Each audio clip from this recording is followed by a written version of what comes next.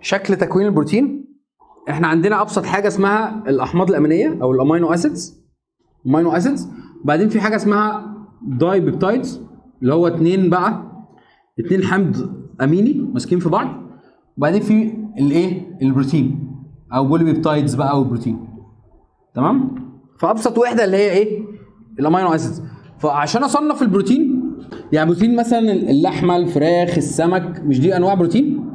عشان اصنفها لازم اصنفها على حسب المحتوى الايه؟ الحمض الاميني اللي فيها. يعني ده زي مثلا ده فيه 20 حمض اميني، انواعهم ايه؟ فبيقول لي فيه حمض اميني اساسي essential amino acids، وغير اساسي non essential، واساسي في ظروف معينه. يعني ايه بقى؟ تعال نشوف.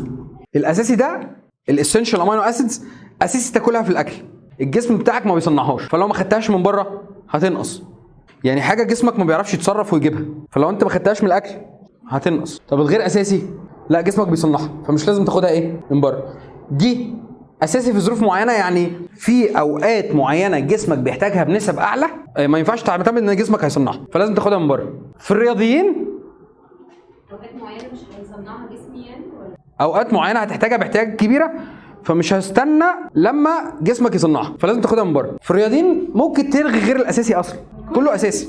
يعني انا دلوقتي جسمي بيحرق فعمال يكسر في عضلات، فمحتاج مثلا جلوتامين او محتاج ارجينين، دول نون اسينشال.